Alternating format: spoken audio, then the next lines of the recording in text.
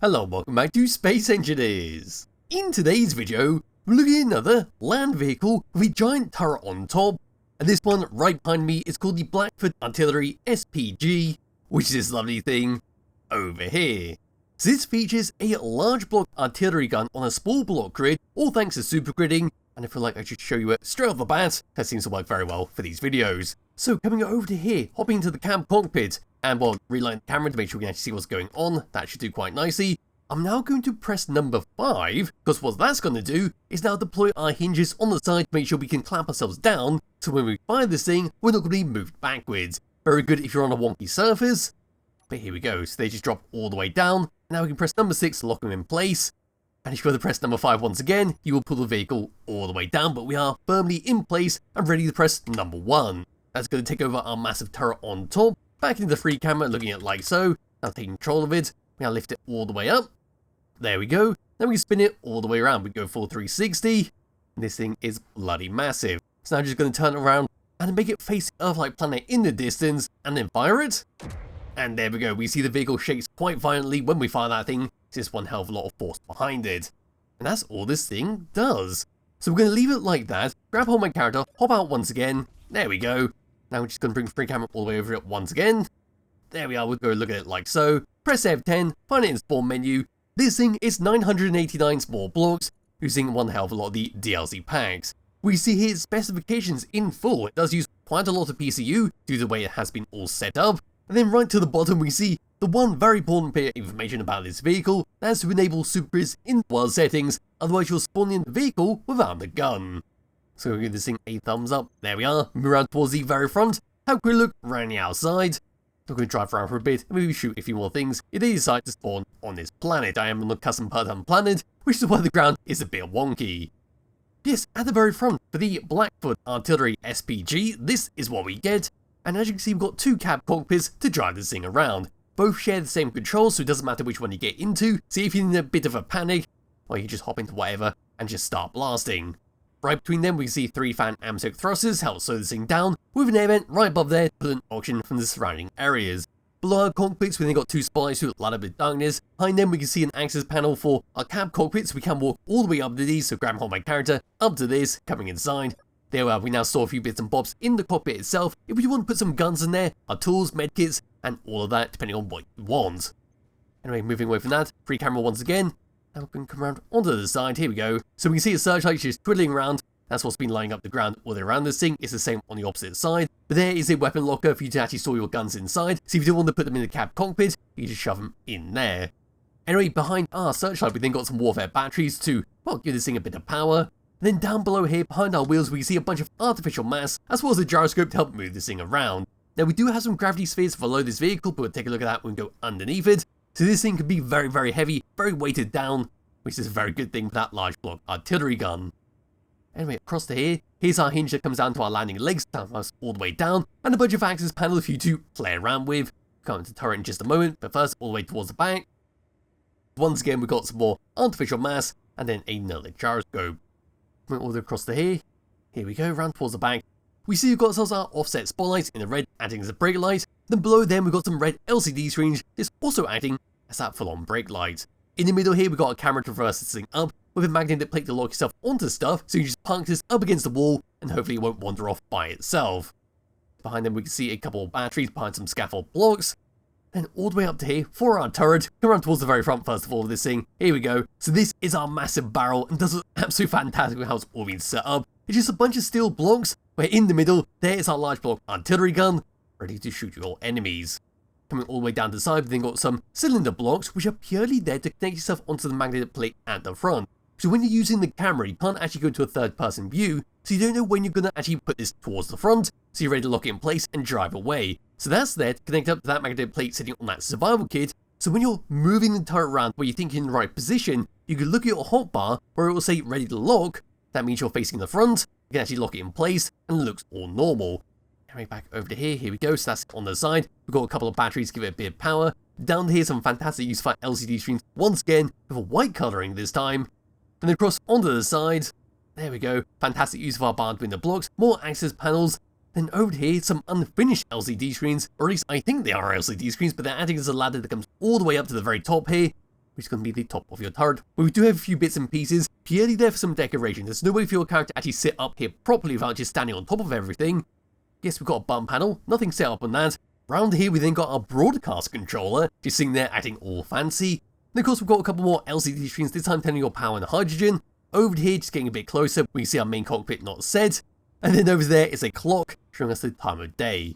Moving across here, here's your hinge to lift it up and down. But there is a small spider plushie. On the opposite side, there's just more engineer plushie. In the middle, a reactor. Then we've got an air vent purely there for some decoration. Then over here is a small block. Not too sure what that one is. I presume that is a small programmable block, but I'm not too familiar with this. Anyway, over to here, looking down at our turret, coming all the way across. There we are. We can see we've got some more cylinder blocks just with a camera on front, but they have been set into the steel blocks on the top here. And this is also why super gridding has been done. So this has just been clipped all the way through in order to make it work with the artillery gun right below it. Yes, it still works all fine and dandy when actually viewing through it. And what we will see through it is over here, a projected LCD screen showing us our little aiming reticle, where it's got all that on there. Not too sure what that means, but I'm sure it is something important. Anyway, it's coming along the barrel. There we go. We just come underneath this thing. Down we come. And there we are at the main body. And of course we can spin this a full 360 as we saw at the very start. So here's a little plate the whole thing sits on top of. Down below here is your rotor. Now just come all the way down. It's not an advanced rotor, just a regular one. It just comes all the way down over to here. And there we are. We can look down at the very front. There's our custom weapon controller to actually control the turret with a battery right behind it. And over here, as we saw, there's your survival kit. There's your magnet plate to actually clamp the turret down. And then one hell of a lot of warning signs on some more warfare batteries. And yes, we do not want to be standing there when that turret spins around or tries to clamp itself down. And there we are, the very front once again. Moving all the way down underneath this thing, here we go, so here's our artificial mass. Then over towards the middle, there's your spherical or gravity balls, whatever they're called these days. And a battery right behind it. We can also see a large access panel, which is for our O2HU generator, which is going to be for your survival kit on top, giving yourself a nice little recharge. Then towards the back here, a couple more gyroscopes, a couple more spheres, and that's about it. So without further ado, grabbing hold of my character, coming into one of these seats, doesn't matter which one, so we just come into this one once again. I think it's time for me to undo that, press number 5, lift that all the way up. Yes, for the controls for this thing, we've got number 1, number 2 for your camera and to control the turret, we will come back to them a bit later on. Number 3 is to take over the turrets, we press that, mouse click, and it just goes and fires. Number 4 is then to lock the magnet place on the front of your turret, and this is where we spin it all the way around and clap it onto that survival kit. Number 5 is him, as you just saw, is for your hinges on the side to lift them all the way up, with number 6 being those magnetic plates to unlock them, but we're not going to do anything silly with this vehicle. Number 7 is then for a remote control block, this is for your reverse camera. So pressing this, here it doesn't look too different. Pressing number 1, we now face backwards, there's your control for that magnetic plate on the back to clamp yourself up to a wall. Pressing number 8, number 9, that's for your wheels, but we do not need to press them, so leave it as is. But as for that, that's it for the controls. So grabbing the turret, coming all the way down to show you what I mean by that magnet plate on the survival kit, so spinning all the way around, looking at the bottom, we'll see we're unlocked, so eventually, we'll get to there. We see we're ready to lock, and now we're unlocked. Once we hit that, there we are, we're now locked in place, third person view, we're now facing directly forwards. Just a handy little thing to have to make sure the turret's not going to wander off, and to make sure you're always facing forwards. But yes, undoing the parking brake and trying this thing around, this is how it handles. And it's surprisingly fast for such a heavy and large vehicle. Yes, we can get up to some quite fast speeds, but you may want to, say, put a limit on the wheels to make sure you're not going to go too fast and damage this thing, because this is a very expensive vehicle to build in survival mode if you do want to build it. But here we go, we're going to do massive ramp, and off we go. We're going to slow ourselves down with a bit of a shot. There we go. It doesn't look like we took too much damage at the back there. No, we just lost our brake lights, but it's nothing too bad. Just doing a tight turn, here we come all the way around. And we've got quite a big turning circle, but that's to be expected from a very long vehicle. Slamming on the brakes, and yes, there is no risk of this thing flipping up due to the sheer size of it. Anyway, once again, grabbing hold of this, into this, spinning it around, let's go and shoot that tree in the distance. And there we go, that tree has been utterly annihilated. Putting on my signals to see if there's an actual proper enemy nearby. Not sure there is, might have to go down to the Earth-like planet. And here we are once again on the Earth-like planet. So I've dropped myself down next to the space pirate outpost that sits right next to the Earth starting base, which you can clearly see in the distance there, because no trees have decided to spawn. Yes, coming to this, and using our camera, aiming all the way across, and we're going to shoot, say, into the glass right up there. So here we go. And there we go, just below the glass panels. That should have done a nice lot of damage. So we can shoot them in the rocket launcher right there. Once it reloads, And there we go. And that was a direct hit onto the rocket launcher, which I'm quite proud of. Usually I'm quite terrible at aiming these things, but I seem to have nailed it basically exactly. Anyway, up to here, shooting it one more time.